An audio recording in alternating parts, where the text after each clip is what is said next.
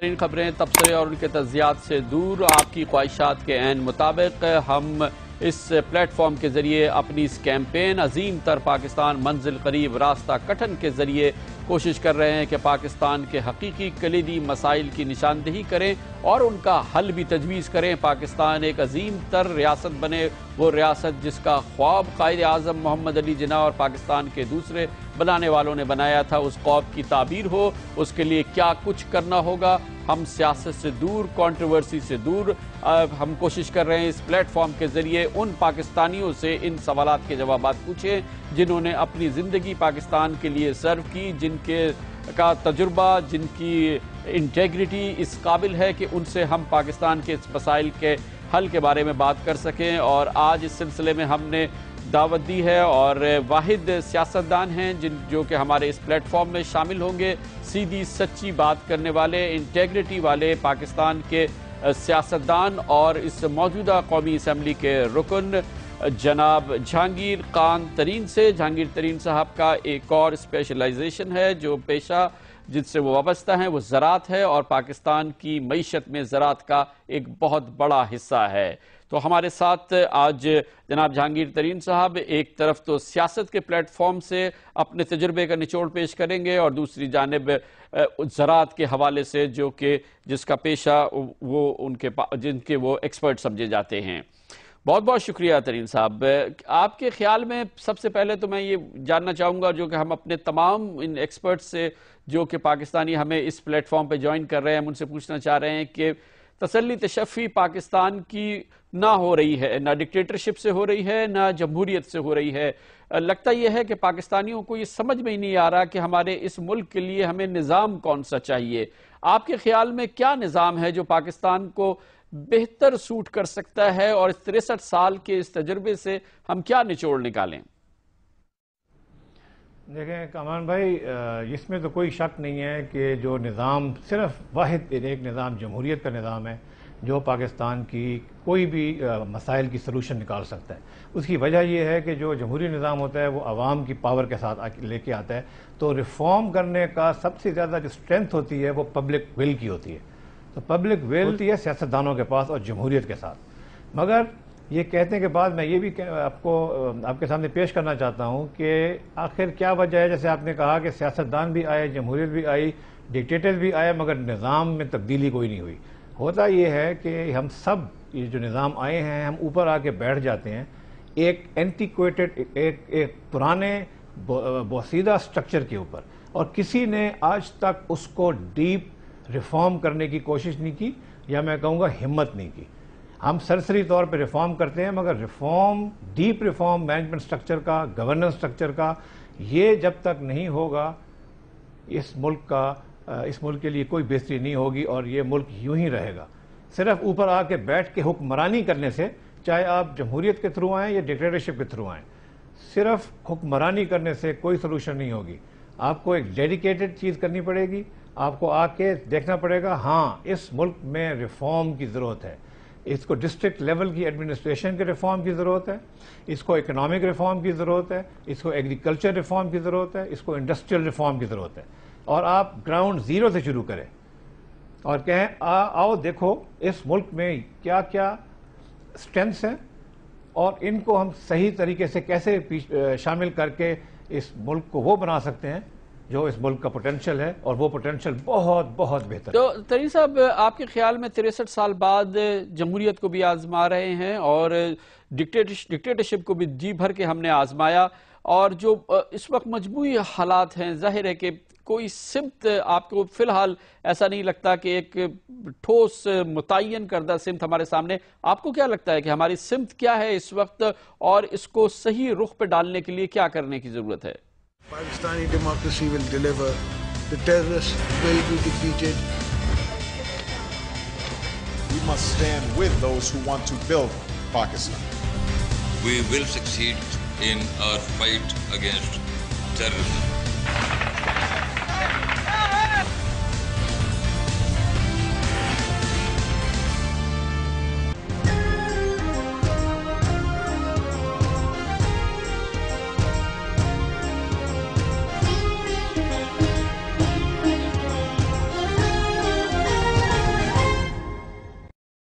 Pakistani democracy will deliver.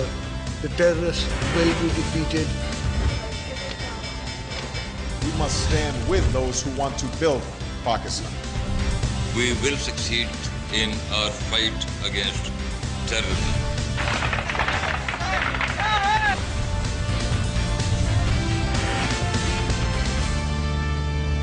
دیکھیں جی، dictatorship کو تو آپ بالکل سائڈ پہ کرتے ہیں، اس سے کوئی حل نہیں آئے گا، کیونکہ اس کا کنیکشن عوام کے ساتھ جو ہوتا ہے وہ ٹھیک نہیں ہوتا، اور اس کے پاس کبھی بھی اسٹرینتھ نہیں ہوتی ہے، وہ اپنے آپ کو پروٹیکٹ کرنے کے لیے ٹائم گزار دیتا ہے۔ ہمارا جو جمہوری نظام ہے اس میں سب سے بڑی ویکنیس اس وقت ہے کہ جو ہماری پولیٹیکل پارٹی سیٹ اپ ہیں یہ گیئرڈ ہیں پاور لینے میں اور پاور کو استعمال کرنے میں، یہ گیئرڈ ہی نہیں ہے گورننس کے لیے۔ وجہ کیا ہے اس کی؟ وجہ یہ ہے کہ جو بھی لیڈرشپ ہے وہ فیملی بیسڈ ہے، اور وہ لیڈرشپ ایک بہت نیرو بیس سے آتی ہے، اور یہ ایسی لیڈرشپ ہے جو نہیں چاہتی، اور میں کھل کے بات کروں گا، کہ اس لیڈرشپ کے ارد گرد جو سپورٹنگ ٹیم ہے اس میں کوئی ایسے لوگ ہوں جو ان کو آنکھوں میں آنکھیں ڈال کے ان سے بحث کر سکیں اور ان سے پالیسیز کے اوپر ڈفر کر سکیں۔ ہمارے لوگ پتہ نہیں کیا بات ہے کہ جو بھی اس لیول پہ پہنچتا ہے وہ چاہتا ہے کہ میرے پاس ساتھ ایسے لوگ ہوں جو میرے ہاں میں ہاں ملائیں، جو میرے کہنے کے اوپر جہاں میں کہوں انگوٹھا لگا دیں، اور یہ لوگ سمجھتے ہیں کہ یہ ہماری پاور ہے۔ یہ غلط ہے۔ پاور اس آدمی کے پاس ہوتی ہے جس کے پاس ایک سٹرونگ ٹیم ہو، مگر سٹرونگ ٹیم کو لانا اور رکھنا اور سپورٹ کرنا ایک اسٹیٹسمین کا کام ہے، ایک ویژنری کا کام ہے، اور ایک ایسے لوگوں کا کام ہے جن میں سیلف کانفیڈنس ہو۔ وہ ہر وقت ہر طرف سے کانسپریسی نہ دیکھیں، وہ یہ نہ دیکھیں کہ جی یہ 4 لوگ اکٹھے ہو جائیں گے، یہ آج ٹی وی پہ زیادہ آ گیا، فلانا آدمی جو ہے اس کی بات لوگ تعریف کر رہے ہیں۔ یہ بنیادی مسئلہ ہے۔ طویل صاحب، اگر ہم یہ قیادت کے مسائل حل کریں یا نہ کریں، لیکن آپ کے خیال میں پاکستان کا کتنا بڑا پوٹینشل ہے؟ آپ کس چیز کو پاکستان کا سب سے بڑا پوٹینشل سمجھتے ہیں؟ اثاثہ پاکستان کا کیا ہے، اور اس کو سنوارنے کے لیے اور اس کو استعمال کرنے کے لیے آپ کے خیال میں راستہ کیا ہے؟ پاکستان کا سب سے بڑا اثاثہ پاکستان کی عوام ہے۔ آپ نے دیکھیں کہ جب بھی عوام کو کچھ عرصے کے لیے بھی تھوڑی اچھی گورننس مل جائے تو یہ ملک تیزی سے ڈیولپمنٹ کے راستے پہ لگ جاتا ہے۔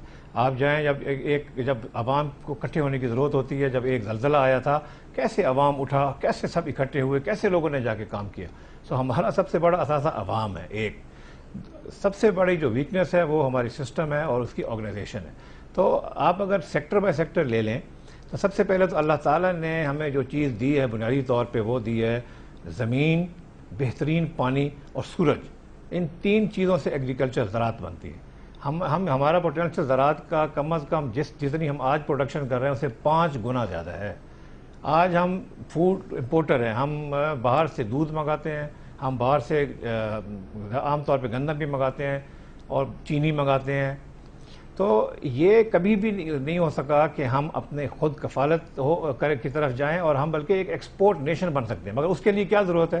اس کے لیے ضرورت ہے کہ جو چھوٹا کاشتکار ہے اس کو جو پیکج چاہیے، یعنی کہ کیپٹل کا پیکج اور نالج کا پیکج، وہ اس کو دیا جائے، اور اس کی جو پروڈیوس جو پھر وہ اپنے زمین سے پروڈیوس کرتا ہے اس کو صحیح وقت پہ مارکیٹ کیا جائے مناسب قیمت کے اوپر۔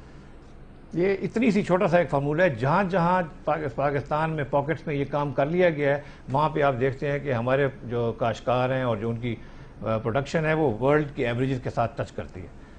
مگر ہم یہ نہیں کر سکے آج تک کیونکہ ہم نے کبھی ریسرچ میں ہم نے انویسٹمنٹ نہیں کی، اور ریسرچ بھی ہم نے اس طریقے سے مینیج نہیں کی۔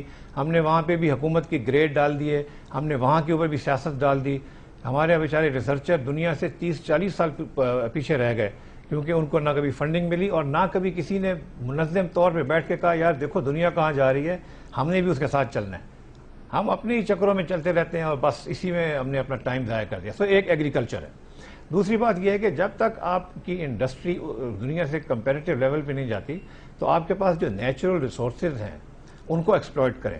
آپ نے اپنی ایکسپلوریشن گیس کی، آئل کی، اور اس کے علاوہ ماربل کی، گرینائٹ کی اور کاپر کی، مختلف جو منرلز ہیں ان کی کبھی بھی ایک سیریس صحیح طریقے سے نہیں کی۔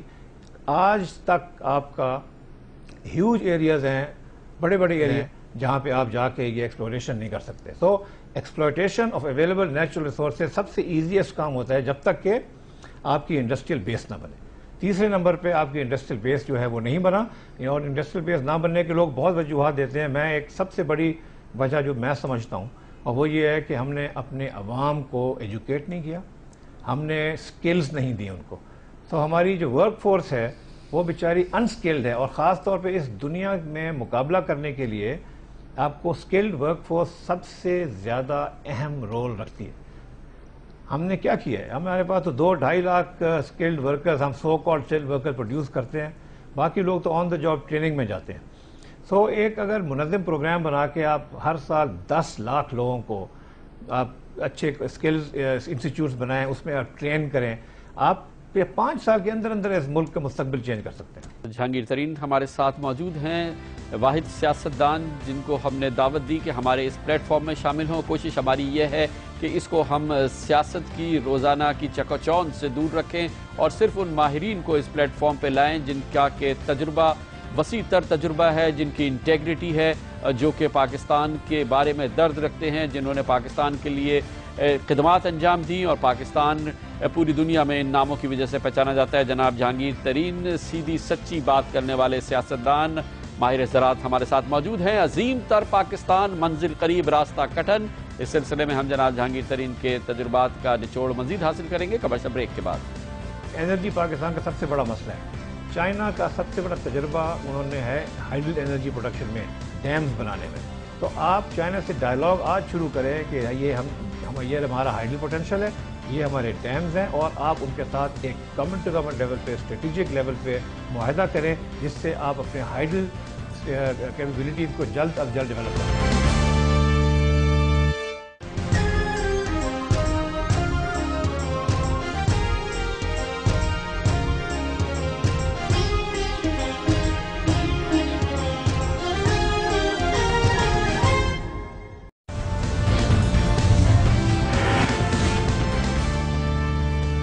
Welcome back. پاکستان ایک مثالی ریاست بنے، وہ ریاست جس کا خواب دیکھا گیا تھا. پاکستان ان اقوام کی صف میں شامل ہو جنہیں ترقی یافتہ کہا جا سکتا ہے، مگر اس کے لیے کیا کچھ کرنے کی ضرورت ہے، یہی ہم کوشش کر رہے ہیں اس پروگرام کے ذریعے، اس کیمپین کے ذریعے. سنجیدہ کوشش، ٹھنڈے دماغ سے سوچنے کی کوشش کر رہے ہیں پاکستان کہاں کھڑا ہے اور پاکستان کو اس جگہ سے آگے پہنچانے کے لیے اور پاکستان کو ترقی کی شاہراہ پر چلانے کے لیے کیا کچھ کرنے کی ضرورت ہے. اور اس کے لیے ہم ان پاکستانیوں کو اس پروگرام میں سامنے لا رہے ہیں، ان سے بات کر رہے ہیں، ان کے تجربے کا نچوڑ حاصل کر رہے ہیں.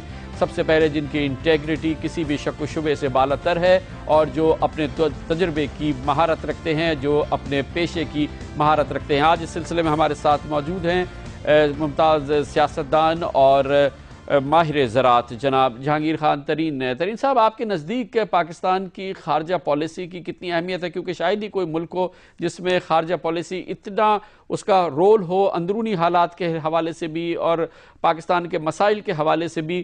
اس میں ایک طرف تو امریکہ ہمارا محور ہے ہماری خارجہ پالیسی کا، اور ہمارے 63 سال سے مسائل چل رہے ہیں، دشمنی چل رہی ہے ہمارے سب سے برابر والے نیبر کے ساتھ، جس کا یعنی کہ بھارت کے ساتھ. یہ خارجہ پالیسی کے خد و خال، ان تمام چیزوں کو سامنے رکھتے ہوئے آپ کے نزدیک کیا ہونے چاہیے؟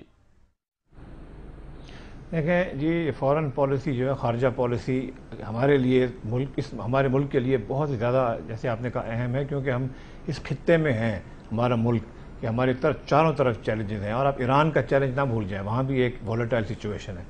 تو ہمیں اپنے آپ کو سوچ سمجھ کے اور اپنے نیشنل انٹرسٹ کو پہلے آگے رکھ کے اپنی خارجہ پالیسی بنانی چاہیے. مگر ایک بات آپ یاد رکھیں جو عام پہ ہم یہ بھول جاتے ہیں کہ خارجہ پالیسی کسی ویکیوم میں نہیں ہوتی. آپ کی خارجہ پالیسی آپ کے ہاتھ میں آپ کے پاس جب آئے گی جب آپ کی معیشت آپ کے ہاتھ میں ہو. آپ کی خارجہ پالیسی میں آپ وہ کر سکیں گے جو آپ کو کرنا چاہیے اپنے نیشنل انٹرسٹ میں. جب آپ کی اکانومی میں اتنی طاقت ہوگی کہ آپ کو فورن ایڈ سے بیل آؤٹ کی ضرورت نہیں ہوگی.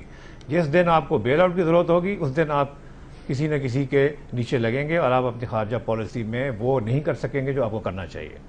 اس کے کہنے کے بعد میں سمجھتا ہوں کہ سب سے پہلے جو اس کا ہمارا بڑا چیلنج ہے، سب سے اہم جو ہمیں چیز ہے، وہ انڈیا کے ساتھ ہماری جو ریلیشن شپ ہے. جب سے پاکستان بنا ہے ہمیں یہی ایک مسئلہ رہ گیا. ہندوستان کے ساتھ ہمیں ضرور دوستی کرنی چاہیے، مگر دوستی ہوتی ہے جب آپ بھی اسٹرانگ پوزیشن میں ہوں تو آپ دوسرے سے جا کے بات کر سکتے ہیں. اگر آپ کی پوزیشن یہ ہو کہ آپ نے ہر IMF کی ٹرانش کے اوپر آپ نے ان کی باتیں ماننی ہیں اور اپنے عوام کے اوپر بوجھ ڈالنا ہے ٹیکس کا، اور آپ کے پاس پیسے نہیں ہیں اور آپ کے پاس خرچہ زیادہ ہے اور آپ بورو کر رہے ہیں، تو آپ کیسے کسی کے ساتھ جا کے آپ آنکھ میں آنکھ ڈال کے نڈر طریقے سے بات کر سکیں گے؟ دوسرا آدمی بیٹھا ہے، جیسے ہندوستان کو پتہ ہے کہ آپ کی کیا کمزور پوزیشن ہے، تو آپ کے لیے کوئی نیگوشیٹ نہیں کرے گا۔ ایک دوسرا، ہندوستان کے ساتھ آپ نے سرنڈر نہیں کرنا۔ آپ یہ نہیں جا کے کہہ سکتے کہ بھائی ہم نے دوستی کرنی ہے، بہت ضروری ہے کہ ہماری ٹریڈ کھل جائے، اس سے ہمیں دونوں کو فائدہ ہوگا، تو جو ہم آج تک کہتے رہ گئے ہیں وہ سائڈ پہ کر دو، بتاؤ دوستی کریں۔ نہیں، یہ ہے کہ ایک برابری کی دوستی ہوگی تو کام آگے چلے گا۔ اس کے بعد جب امریکہ کا رول ہے، اب 9/11 کے بعد امریکہ اس خطے میں بیٹھا ہے، ہمیں امریکہ سے ڈیل کرنا ہے، مگر ہم اس وقت جب تک اپنے آپ کو دو پاؤں پہ کھڑے نہیں ہوں گے، ہم امریکہ سے ڈیل نہیں کر سکیں گے صحیح طریقے سے۔ آپ کو میں ایک ایگزامپل دیکھتا ہوں، ہم امریکہ سے جس طرح بات کر رہے تھے آج سے 1 سال پہلے اور آج کر رہے تھے، آج ہماری پوزیشن بہت سٹرونگ ہے، بہتر ہے، ریلیٹیولی مستحکم ہے۔ اور کیوں ہے؟ کیونکہ پاکستان کی افواج نے طالبان کے خلاف جو آپریشن کیے ہیں، جو کامیابی سے آپریشن کیے ہیں، امریکنز کو سمجھ آئی ہے کہ یہ پروفیشنل فوج کے ایکشن کے بعد ان کی پوزیشن بھی بہتر ہوئی ہے، طالبان کو بھی پش بیک کیا گیا ہے، تو ہمارا رسپیکٹ بڑھا ہے، اس ملک کا رسپیکٹ بڑھا ہے، اور آج ہم امریکن کے ساتھ ایک صحیح معنوں میں اسٹریٹجک ڈائلاگ کر رہے ہیں، جس سے انشاءاللہ ہمیں امید ہے کہ اگر اس کے اوپر اسی طرح سے کام ہوتا رہا تو ہمیں اس ملک کو ہمیشہ کے لیے فائدہ ہوگا۔ مگر چائنا ہمارا سب سے پرانا دوست ہے اور سب سے ہمارا سنسیئر دوست ہے۔ چائنا نے ہمیں ان موقعوں کے اوپر جب بھی ٹیسٹنگ ٹائم آئے ہیں، چائنا نے ہمیشہ ہمیں سپورٹ کیا ہے، تو ہمیں ایک فوری طور پہ ایک اسٹریٹجک ڈائلاگ چائنا کے ساتھ بھی کرنی چاہیے، اور چائنا کے ساتھ جس طرح ہم نے اسٹریٹجک لیول پہ بات کر کے گوادر پورٹ کا منصوبہ کامیابی سے بنایا تھا، اسی طرح ہمیں ایک کوئی منصوبہ چوز کر کے یا کوئی 2-3 ایونیوز چوز کر کے چائنا کے ساتھ اسٹریٹجک ڈائلاگ کر کے اور ایک اسٹریٹجک ریلیشن شپ کو، ہماری پہلے سے ہے ایک دوستی مگر اس کو ہمیں اسٹرینتھن کرنا چاہیے۔ میں آپ کو ایک چھوٹا سا ایگزامپل دوں کیسے کر سکتے ہیں۔ آپ انرجی پاکستان کا سب سے بڑا مسئلہ ہے، چائنا کا سب سے بڑا تجربہ انہوں نے ہے ہائیڈل انرجی پروڈکشن میں، ڈیمز بنانے میں، تو آپ چائنا سے ڈائلاگ آج شروع کریں کہ یہ ہمارا ہائیڈل پوٹینشیل ہے، یہ ہمارے ڈیمز ہیں، اور آپ ان کے ساتھ ایک گورنمنٹ ٹو گورنمنٹ لیول پہ، اسٹریٹجک لیول پہ معاہدہ کریں، جس سے آپ اپنے ہائیڈل کیپیبلٹیز کو جلد از جلد یہ بتائیے گا کہ اگر ہمارے جو کلیدی معیشت کے مسائل ہیں، جو پاکستان کو اس وقت سب سے بڑا مسئلہ ہے، وہ پاکستان کے اندر حکومت کی آمدن بہت کم ہے، حکومت کے اخراجات بہت زیادہ ہیں، اس میں بڑے کرٹیکل ایشوز ہیں، جو قومی ملکیت میں کارپوریشن چل رہی ہیں، ہر سال وہ 300 ارب روپے کے قریب ہماری قوم کی کھا جاتی ہیں، کرپشن کی وجہ سے وہاں کے مسائل ہیں۔ دوسری طرف جو ایک مسئلہ ہے ہمارے یہاں گھمبیر، وہ گورننس کے بھی مسائل ہیں، لیکن جو ہماری معیشت کو اس وقت بڑے مسائل ہیں، اس میں ہماری قوم ٹیکس جو دیتی ہے وہ مجموعی قومی پیداوار کا بہت کم 9% ہے، جو کہ پوری دنیا میں شاید کم ترین جو ممالک جن کی لوگ ٹیکس دیتے ہیں وہ ایک شرح ہے، اور اس میں ایک بہت بڑا مسئلہ ہے، اور جس کی وجہ سے آج آپ ہمارے ساتھ بھی موجود ہیں اور اس میں آپ کی رائے جانیں گے کہ زراعت جو کہ قومی پیداوار کا 22% ہے، وہ بالکل ٹیکس سے آزاد ہے، حکومت اس کو انسینٹیوز دیتی ہے، حکومت سبسڈیز دیتی ہے، کھاد کی صورت میں اربوں روپے جاتے ہیں، پھر جو پروڈیوس نکلتی ہے اس کو حکومت اکثر مہنگے داموں میں خریدتی ہے، اور اس پر بھی کہتی ہے کہ آپ ٹیکس نہ دیں۔ جس ملک میں اس قسم کا نظام ہو، اس کی معیشت، اس کا سسٹم، اس کی بیلنس شیٹ چل کیسے سکتی ہے؟ Pakistani democracy will deliver. The terrorists will be defeated. We must stand with those who want to build Pakistan. We will succeed in our fight against terrorism.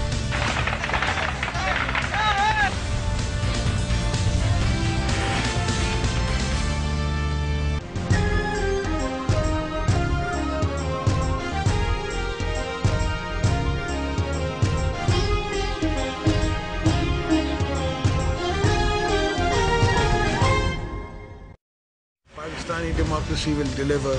The terrorists will be defeated. We must stand with those who want to build Pakistan. We will succeed in our fight against terrorism.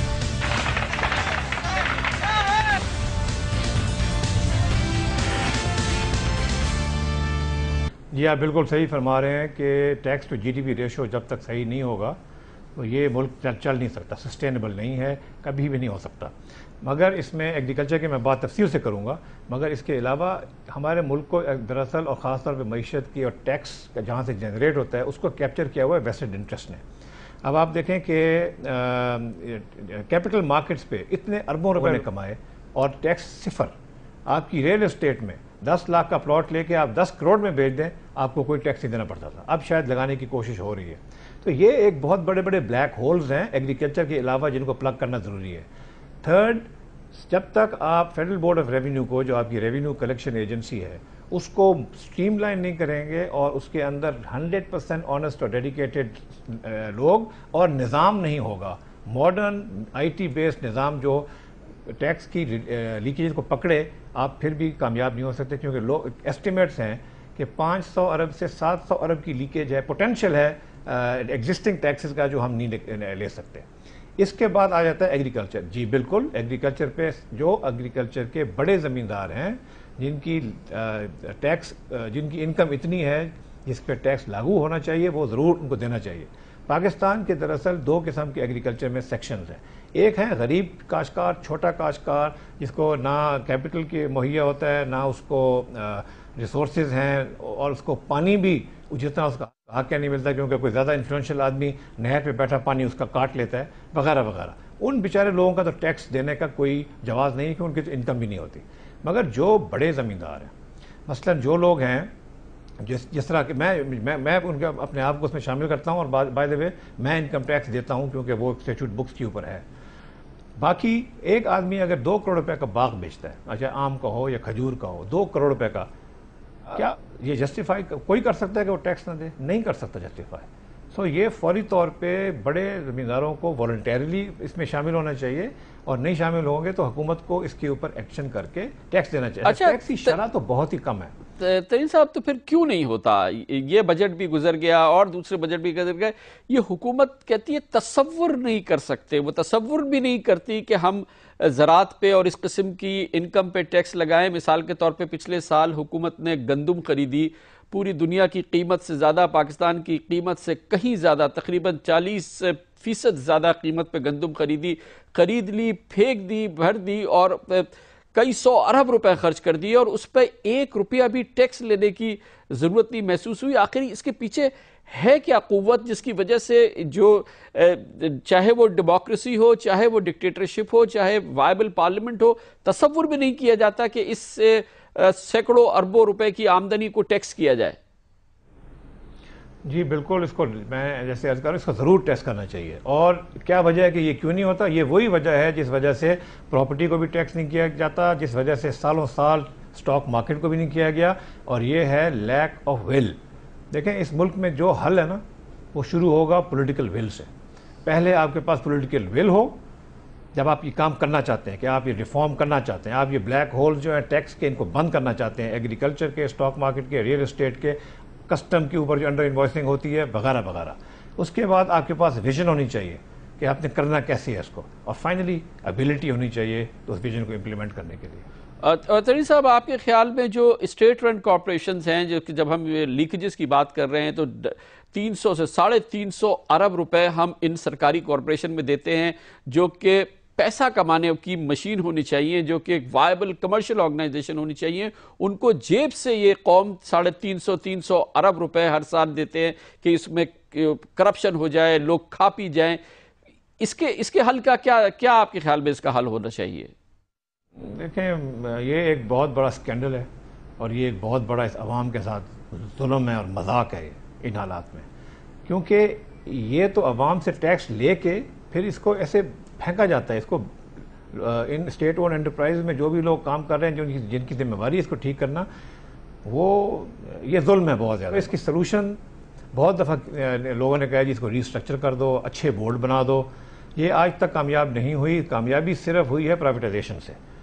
آپ کو چاہے آپ سمجھیں یہ صحیح ہے یا غلط ہے، جب تک آپ پرائیویٹائز نہیں کریں گے، جب تک یہ لیکیجز چلتی جائیں گے۔ میں آپ کو اگزامپل اسٹیل مل کا دیتا ہوں۔ اسٹیل مل کی پرائیویٹائزیشن روک دی گئی تھی، اور اس وقت جو تھے وجوہات وہ ضرور جائز ہوں گے کیونکہ سپریم کورٹ نے فیصلہ کیا تھا، مگر دیکھیں اس کے بعد کیا ہوا۔ جب رکی تھی پریزنٹیشن اس سال میں منسٹر انڈسٹریز تھا, میرے نیچے آتی تھی, 1 ارب روپے کا ڈویڈنڈ دیا تھا انہوں نے حکومت پاکستان کو سب سے پہلی دفعہ 20 سال میں. اس کے بعد 7 ارب روپے کی اس کی ریزروز تھی. تو اچھی مینجمنٹ ہو رہی تھی, چل رہا تھا, مگر اس کو پرائیویٹائز کرنا کیوں چاہتے تھے کہ یہ پرماننٹ سولوشن نہیں ہے. جیسے ہی گورننس کا سٹرکچر چینج ہوا, کچھ ایسے لوگ بیچ میں آ گئے جو اس کو اپنے مفاد کے لیے چلانا چاہتے تھے, تو آج وہ 35 ارب روپے کی لاس میں ہے. 35 ارب 2 سال میں آپ 7 بلین پلس سے 35 ارب نیگیٹو پہ چلے گئے. اب اس کا کوئی کسی کو ذمہ وار ٹھہرایا جائے گا؟ جناب جہانگیر ترین ہمارے ساتھ ہیں, اپنے تجربات کا نچوڑ ہمارے ساتھ شیئر کر رہے ہیں. پاکستان کو عظیم تر ریاست بنانے کے لیے کیا کچھ کرنے کی ضرورت ہے؟ آسان ہے, اتنا مشکل نہیں ہے, منزل قریب ہے, راستہ ضرور کٹھن ہے, لیکن صرف ول کی ضرورت ہے, اور ول اگر ہوگی تو پاکستان ایک عظیم تر ریاست بن سکتا ہے. یہی ہماری کوشش ہے اس پلیٹ فارم کے ذریعے. کمرشل بریک لیتے ہیں, واپس آئیں گے تو جناب جہانگیر خان ترین ہمارے ساتھ موجود ہوں گے. سب سے امپورٹنٹ ریفارم جو ہے وہ ہے ہمارے پبلک ایجوکیشن سسٹم کا, اور یہ شروع ہونا چاہیے ہمارے ہائی اسکول سے. گورنمنٹ ہائی اسکول کے پاس کیا ملتا ہے؟ گورنمنٹ ہائی اسکول میں سے انڈر ایجوکیٹڈ لوگ گریجویٹ کرتے ہیں جو اپنی قابلیت, پرسنل قابلیت سے کہیں پہنچ جائیں تو پہنچ جائیں, ورنہ ان کو اسٹیٹ نے کوئی فائدہ نہیں دیا.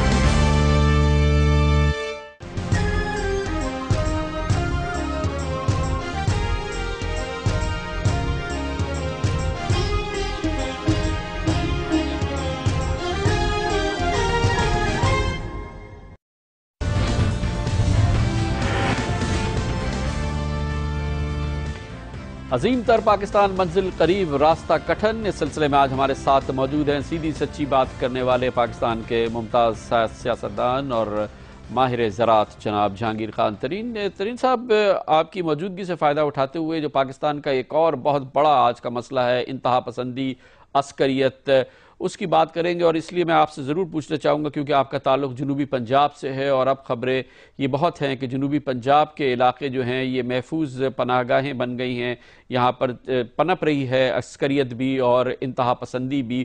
آپ کے خیال میں مجموعی طور پہ اس مسئلے کو کس طرح سے ہمیں ڈیل کرنا چاہیے, کیسے کنفرنٹ کرنا چاہیے؟ اور یہ بھی فرمائیے گا کہ جنوبی پنجاب کیوں یہ اس میں زیادہ ہوئی, یہ اس طرح کا ماحول بنا کہ اس کی پرورش ہوئی اور اس کو زیادہ سپورٹ کیا گیا, اور اس کو بھی کیسے حل کر سکتے ہیں؟ لیکن اس کی بنیادی وجہ یہ ہے کہ جنوبی پنجاب ایک پسماندہ علاقہ رکھا گیا ہے. جنوبی پنجاب میں جو انویسٹمنٹ ہونی چاہیے تھی وہ نہیں ہوئی, اور جنوبی پنجاب میں اسکولوں میں, ہسپتالوں میں, سڑکوں میں, بجلی میں, گیس کے ہونے میں زمین آسمان کا فرق ہے سینٹرل پنجاب سے, زمین آسمان کا فرق. اس وجہ سے جب مدرسے شروع میں ہوئے پاکستان میں بننے تو NWFP کے بعد سب سے زیادہ مدرسے جنوبی پنجاب میں بنے کیونکہ وہاں ضرورت تھی. تو اس لیے پاکستان میں NWFP کے بعد سب سے زیادہ مدرسے جو ہیں وہ جنوبی پنجاب میں, اور لوگوں میں جنوبی پنجاب کے بھی ایک بہت ڈسکنٹینٹ ہے کہ ہم اس پنجاب کا حصہ ہیں جو سمجھا جاتا ہے کہ بہت امیر پروونس ہے, اور مگر ہماری حالت وہ ہے جو بلوچستان کی اور NWFP پختونخوا کی علاقوں کی جیسی ہے. اب آپ یہ دیکھیں کہ ہمارے آنکھوں کے سامنے ہے کہ لاہور شہر میں اربوں روپے کے پروجیکٹ چل رہے ہیں, رنگ روڈ بن رہی ہے. حساب کیا گیا اکانومسٹ نے کہ لاہور کے عوام کے لیے 35,000 روپیہ فی کس ڈیولپمنٹ فنڈ خرچ ہوتا ہے, اور جنوبی پنجاب کے لیے 450 روپے, صرف 450 روپے. اب یہ جب حالات ہیں تو وہاں آخر مدرسے بنے. اب جب مدرسے بن جاتے ہیں تو ان کی ایک اپنی مومنٹم ہوتا ہے. بہت کم مدرسے ہیں جہاں یہ ملیٹنسی کی خبر آ رہی ہے, مگر موجود ہیں. ہر ایک کو پتہ ہے کون سے مدرسے ہیں اور جہاں پہ یہ ملیٹنسی کی بات کی خوشبو آتی ہے. تو یہ ان کے اوپر بہت کلوز واچ رکھنا چاہیے, اور یہ ہمیں کوشش کرنی چاہیے کہ یہ ہم اس کو اگر ملیٹنسی ہے تو اس کو وہیں پکڑ لیا جائے, مگر اس بنیادی جو ایشو ہے اس کو ریزالو کرنا چاہیے. میں آپ کو ایک خوفناک اسٹیٹسٹک دیتا ہوں. اگر ہمارے پاکستان میں تقریباً کہتے ہیں لوگ کہ 20 لاکھ بچے ہیں مدرسوں میں, اگر 20 لاکھ بچے ہیں تو تقریباً 7 سے 8% گریجویٹ کرتے ہیں ہر سال, تو 1.5 لاکھ ینگ لوگ گریجویٹ کرتے ہیں مدرسے اور اس سوسائٹی میں جاتے ہیں, ٹرینڈ اور ایجوکیٹڈ ان ایکسٹریم اور فوکس ریلیجن, جس میں سے سب ایکسٹریمسٹ نہیں ہوتے, مگر 1.5 لاکھ لوگ جاتے ہیں جو ایک خاص قسم کی ٹریننگ لے کے معاشرے میں انٹر ہو گئے. ان کو دوسرے اینڈ پہ کون ہے؟ ہمارے جو انگریزی اسکول ہیں, جو ہمارے پرائیویٹ اسکول ہیں, جو ایلیٹ اسکولز ہیں, وہ تو ایکسپورٹ ہاؤسز ہیں. وہاں پہ لوگ جا کے پڑھتے ہیں, اور اس میں سے میجورٹی, میں تو کہتا ہوں 70% وہ ہیں جو ملک چھوڑ کے باہر چلے جاتے ہیں. جن کو موقع ملتا ہے اور وہ ایکسپورٹ ہو جاتے ہیں اس ملک سے, اور وہ دوسرے ملکوں کی معیشت کے اوپر اثر انداز ہوتے ہیں, ہمارے ملک کے معیشت پہ اثر انداز نہیں ہوتے, حالانکہ ہمارے اسکولوں میں پڑھے ہوتے ہیں. تو سب سے امپورٹنٹ ریفارم جو ہے وہ ہے ہمارے پبلک ایجوکیشن سسٹم کا, اور یہ شروع ہونا چاہیے ہمارے ہائی اسکول سے. گورنمنٹ ہائی اسکول کے پاس کیا ملتا ہے؟ گورنمنٹ ہائی اسکول میں سے انڈر ایجوکیٹڈ لوگ گریجویٹ کرتے ہیں جو اپنی قابلیت, پرسنل قابلیت سے کہیں پہنچ جائیں تو پہنچ جائیں, ورنہ ان کو اسٹیٹ نے کوئی فائدہ نہیں دیا ہوتا. سو آپ کو بہت فوراً ایک ریفارم کرنا چاہیے تاکہ جو اگلے 10 سال میں ینگ لوگ گریجویٹ کر کے اس سوسائٹی میں انٹر ہو رہے ہیں, کم از کم ان کو تو آپ ایک ایسی ایجوکیشن دیں تاکہ وہ کریٹیکل تھنکنگ کر سکیں.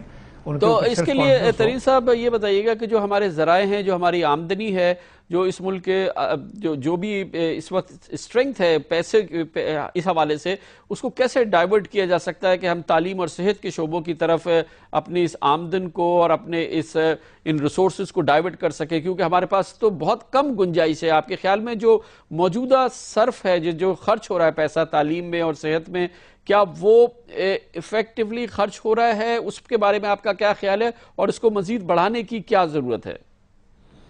دیکھیں, میں بہت سمپل آدمی ہوں, سیدھا سادہ آدمی ہوں.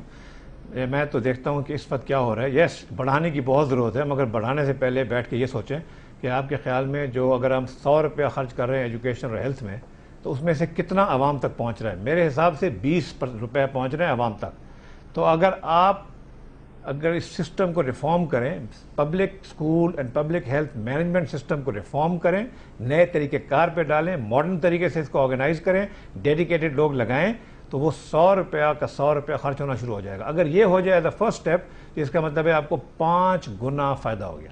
20 سے آپ 100 پہ چلے گئے. اس کے بعد یس, آپ جو اسٹیٹ اون انٹرپرائز کو ٹھیک کریں یا بیچیں یا جو بھی کریں, وہ پیسہ بھی آپ ایجوکیشن اور ہیلتھ پہ ڈائیورٹ کریں. دیکھیں, یہ ناگزیر ہے. ہم جی ڈی پی لیکن وہ کیا کر سکتے ہیں جہانگیر ترین صاحب, وہ چیزیں جس سے کہ یہ ہیلتھ اور ایجوکیشن میں جو اس وقت ہم چیزیں کر رہے ہیں اور جو بھی ہم ریسورسز دے رہے ہیں, اس کو بہتر بنانے کے لیے آپ کے خیال میں پریکٹیکل سٹیپس کیا ہو سکتے ہیں جس سے کہ ہمیں زیادہ اس کا آؤٹ پٹ ملے, اس سے ہمیں زیادہ فائدہ ہو؟ سب سے بڑا پریکٹیکل سٹیپ یہ ہے کہ آپ عوام پہ, کمیونٹیز کے اوپر فوکس کریں, اور آپ ہر ہیلتھ سینٹر میں جو ہے اس میں کمیونٹی کی انوالومنٹ کریں, کمیونٹی کو پاور دیں.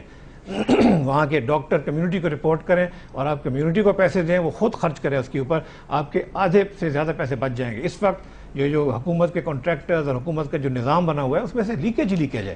آپ وہی پیسے ایک سکول میں اگر آپ نے 4 کمرے بنانے ہیں, تو وہ پیسے دیں اس سکول کاؤنسل کو, وہ آپ کو آدھی قیمت سے بھی کم میں بنا دے گی. جناب جہانگیر خان ترین ہمارے ساتھ ہیں, شیئر کر رہے ہیں اپنا ایکسپیرینس اور اپنی نالج. پاکستان کے حالات کو بہتر بنانے کے لیے کیا کیا جا سکتا ہے, عظیم سے عظیم تر پاکستان بنے, اس کے لیے کیا کچھ کرنے کی ضرورت ہے, گو کہ منزل بہت قریب ہے, راستہ کٹھن ہے, یہ سب کچھ کیا جا سکتا ہے. وقفے کے بعد واپس آتے ہیں, جناب جہانگیر ترین ہمارے ساتھ موجود ہوں گے. اگر کرپشن میں ہائی لیول پہ کوئی ملوث ہوتے ہیں تو پھر ہیڈز مسٹ رول, پھر ان کو فارغ کیا جائے, پھر ان کو چھوڑا نہ جائے.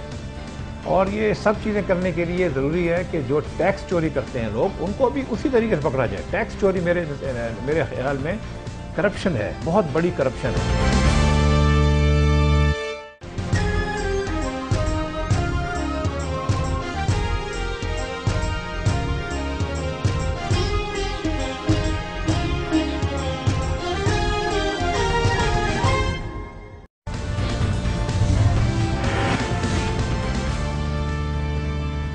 ہم سب کی, پورے پاکستان کی خواہش ہے کہ پاکستان ایک عظیم ریاست بنے. یہ کیسے بن سکتی ہے, اس کے لیے ہمیں سنجیدہ طور پہ ٹھنڈے دماغ سے سوچنا ہوگا.